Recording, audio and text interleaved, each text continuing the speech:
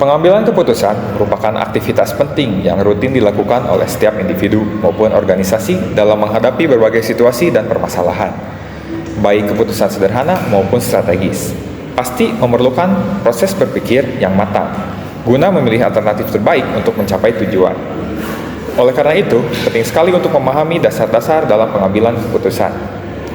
Kami dari kelompok 9 akan membahas topik terkait pengambilan keputusan sebagai bahan dalam video pembelajaran kami. Pembahasan kami seputar teori dasar dalam pengambilan keputusan hingga studi kasus yang relevan dengan topik yang kami bawa. Kami harap pemaparan kami dapat membantu individu atau organisasi dalam mengambil keputusan yang tepat dan optimal. Pengambilan keputusan adalah suatu proses yang menghasilkan satu pilihan dari beberapa pilihan alternatif. Pengambilan keputusan terjadi sebagai reaksi terhadap suatu masalah di mana terdapat perbedaan antara keadaan saat ini dengan keadaan yang diinginkan, sehingga dibutuhkan beberapa tindakan alternatif. Indikator dan prinsip pengambilan keputusan yang baik adalah yang menggunakan pemikiran dan perasaan dalam setiap keputusan. Pengambilan keputusan paling etis didasarkan pada proses kognitif yang tinggi, sedangkan perasaan atau suasana hati dan emosi memiliki efek penting pada pengambilan keputusan. Orang-orang dalam suasana hati dan emosi positif akan membuat keputusan yang baik dan menemukan solusi baik untuk mengatasi masalah. Terdapat dua jenis keputusan. Yang pertama adalah keputusan terprogram dan keputusan tidak terprogram. Untuk keputusan terprogram, jenis masalahnya berulang-ulang, rutin, banyak kepastian mengenai hubungan sebab akibat. Prosedurnya tergantung dari kebijakan, peraturan, dan prosedur yang pasti. Dan yang kedua adalah keputusan yang tidak terprogram. Jenis masalahnya baru, tidak tersusun, banyak ketidakpastian mengenai hubungan sebab akibat.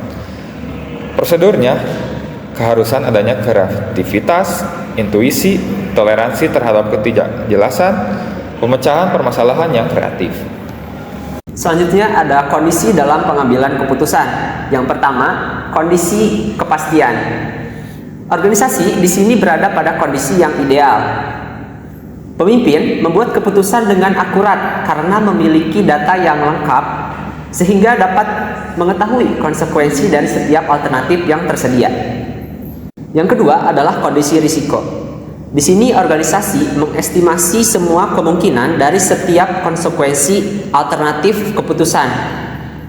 Dikarenakan hasil pengambilan keputusan yang akan dihasilkan nantinya tidak dapat diketahui secara pasti. Yang ketiga adalah kondisi ketidakpastian.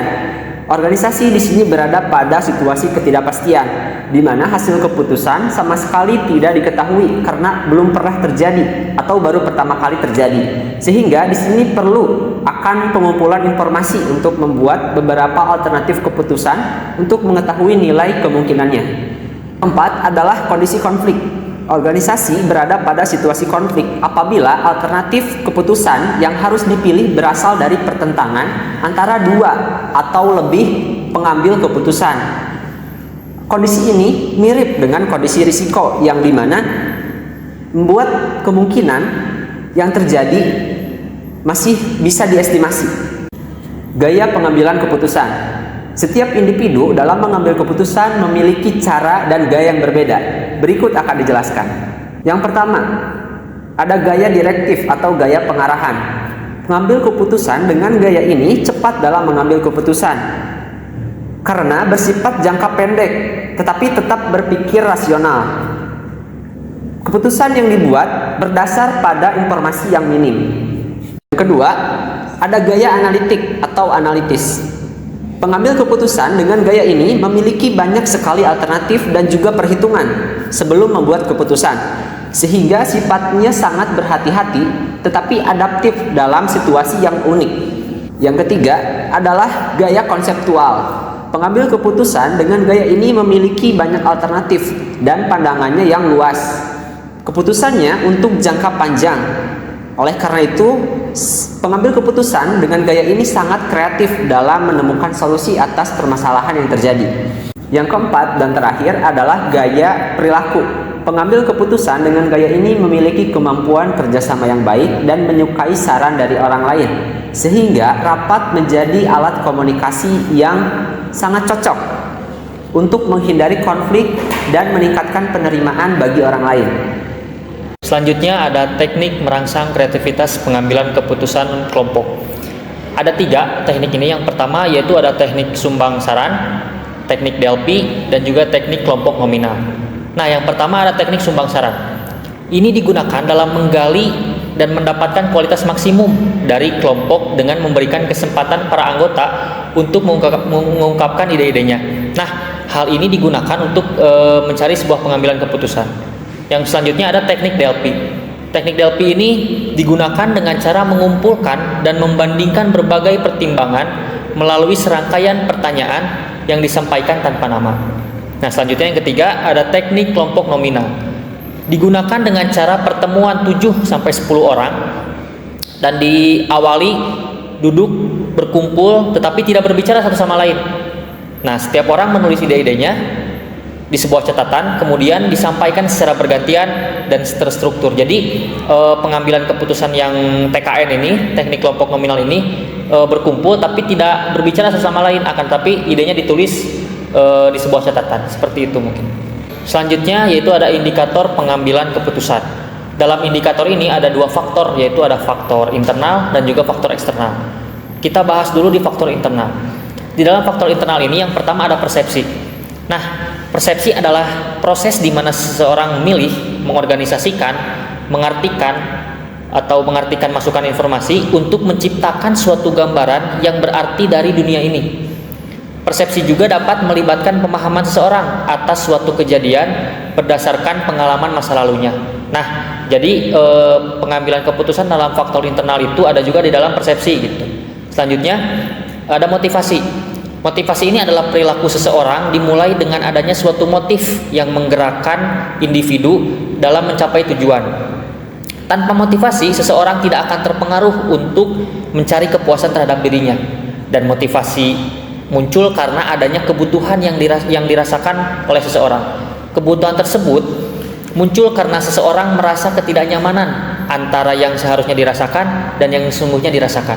Nah, jadi dalam motivasi ini perlu sekali untuk dilakukannya pengambilan keputusan, karena tanpa motivasi maka pengambilan keputusan itu tidak akan pernah bisa terjadi.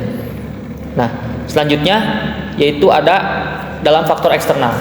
Di dalam faktor eksternal itu ada kebudayaan yang pertama. Kebudayaan adalah suatu kesatuan yang mencakup pengertian, kepercayaan, kesenian, moral, hukum, adat istiadat serta kebiasaan yang didapatkan oleh manusia sebagai anggota masyarakat keluarga.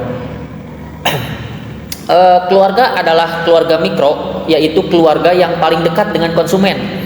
Anggota keluarga merupakan kelompok acuan primer yang paling berpengaruh dalam sebuah proses keputusan. Jadi kebudayaan juga keluarga itu adalah komponen penting dalam pengambilan keputusan, karena seperti yang tadi dijelaskan bahwa hal itu sangat menunjang untuk pengambilan keputusan. Nah, selanjutnya ada sumber informasi. Sumber informasi dimanfaatkan golongan yang inovatif. Biasanya banyak memanfaatkan beragam sumber informasi seperti lembaga pendidikan, perguruan tinggi, lembaga penelitian, dinas-dinas terkait, media massa dan hal lainnya. Jadi sumber informasi ini juga penting untuk pengambilan keputusan. Mengapa? Karena sebelum kita ingin membuat sebuah keputusan, maka pentingnya yaitu sebuah informasi untuk kita olah dan menjadi sebuah keputusan. Jadi di dalam faktor eksternal tadi ada kebudayaan, keluarga, sumber informasi, itu adalah komponen penting untuk membuat sebuah keputusan.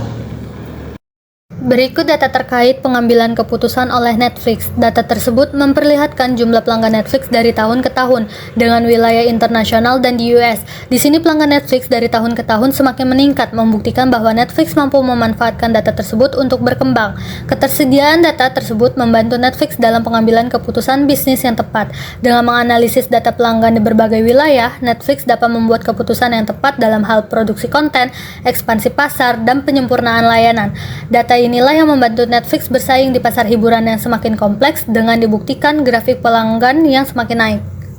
Setelah tadi kita mendengar penjelasan mengenai teori pengambilan keputusan, saya akan lanjutkan ke analisis studi kasusnya. Studi kasus pertama yang saya ambil itu dari jurnal Decision Making Approaches in Process Innovation and Explorative Case Study yang dibuat oleh Eric Flores Garcia, Jessica Birch, Magnus Victorsson, Matt Jackson yang merupakan mahasiswa dari universitas-universitas di Swedia. Di jurnal ini, mereka menjelaskan bahwa kasus yang diambil merupakan kasus dari proyek di industri kendaraan berat, di mana proyek tersebut melibatkan desain ulang fasilitas produksi dan optimalisasi alur material. Studi kasus ini menguji kedua proyek yang sedang mengalami situasi yang tidak biasa, ditandai dengan tingkat ketidakpastian yang tinggi, sehingga kasus tersebut mempengaruhi jenis keputusan perusahaan. Kasus ini relevan dengan materi pengambilan keputusan karena menunjukkan bagaimana perusahaan dapat memilih pendekatan keputusan yang tepat berdasarkan kondisi yang dihadapi. Nah, di kasus ini perusahaan dapat memilih dua pendekatan, yaitu pendekatan intuitif dan juga pendekatan normatif. Nah, dikarenakan pada kedua proyek ini masih ditandai dengan tingkat ketidakjelasan yang tinggi, maka di sini perusahaan dapat mengambil keputusan yang sifatnya intuitif. Akan tetapi, ketika nanti masalahnya sudah lebih terstruktur, maka di sini perusahaan dapat melakukan keputusan yang bersifat normatif. Di sini juga dijelaskan bahwasannya jika masalah perusahaan sudah mulai terstruktur tapi masih ada ketidakjelasan yang tinggi, maka di sini perusahaan dapat melakukan keputusan yang sifatnya campuran, yaitu dari pendekatan intuitif dan juga pendekatan normatif. Dapat saya simpulkan bahwa studi kasus ini dapat memberikan wawasan kepada kita bagaimana cara kita dalam membuat keputusan yang tepat dalam konteks inovasi proses. Oke, untuk studi kasus yang kedua, saya mengambil dari The American Journals of Bioethics dengan judul The Harmful Choices, The Case of C and Decision Making Competence oleh Fakultas Kedokteran Universitas Otago yang dipublikasikan pada tahun 2021. Jurnal ini membahas mengenai pengambilan keputusan oleh individu bernama C, seorang wanita berusia 50 tahun pada 2015. Ia membutuhkan dialisis secara rutin karena gagal ginjal akibat overdosis obat. Namun, C mengambil keputusan untuk menolak menerima perawatan dari pihak rumah sakit. Keputusan ini dianggap membahayakan hidupnya sendiri. Pihak rumah sakit akhirnya membawa kasus ini ke pengadilan Inggris karena menganggap bahwa C tidak kompeten dalam mengambil keputusan yang berisiko bagi hidupnya. Saat di pengadilan, hakim yang menangani kasus ini justru setuju dengan keputusan C karena ia menganut pendekatan internalisme, di mana pendekatan tersebut hanya melihat faktor internalnya saja meskipun resikonya besar. Namun, jurnal tersebut memiliki argumen yang berbeda, karena dalam pengambilan keputusan seharusnya dilihat juga dari pendekatan eksternalisme yang mempertimbangkan risiko nyata dari keputusan. Dari kasus tersebut, dapat disimpulkan bahwa seseorang yang dianggap tidak mampu membuat keputusan yang tampak merugikan bagi dirinya sendiri harus dinilai tidak kompeten dalam mengambil keputusan. Pengambilan keputusan ini tidak hanya didasarkan pada proses pengambilan keputusan itu sendiri, tetapi juga pada hasil atau konsekuensi dari keputusan yang diambil. Hal ini menunjukkan bahwa pengambilan keputusan harus mempertimbangkan baik proses maupun hasil dari keputusan yang diambil. Sekian pemaparan dari kelompok kami. Dapat disimpulkan bahwa proses pengambilan keputusan dipengaruhi oleh berbagai faktor, yaitu faktor eksternal dan faktor internal. Terdapat berbagai jenis kondisi dan gaya pengambilan keputusan yang disesuaikan dengan karakteristik masalahnya. Pemahaman akan berbagai teori yang telah dijelaskan diharapkan dapat membantu individu ataupun organisasi dan praktisi bisnis dalam mengambil keputusan secara tepat dan rasional. Untuk mendukung hal tersebut diperlukan pula pengembangan lebih lanjut guna menguji kesesuaian konsep-konsep tersebut pada konteks nyata. Di samping itu, peningkatan kompetensi SDM dalam hal pengambilan keputusan juga penting dilakukan. Dengan berbagai upaya tersebut, diharapkan proses pengambilan keputusan dapat memberikan hasil yang optimal sesuai tujuan organisasi. Sekian dari kelompok kami, semoga bermanfaat. Assalamualaikum warahmatullahi wabarakatuh.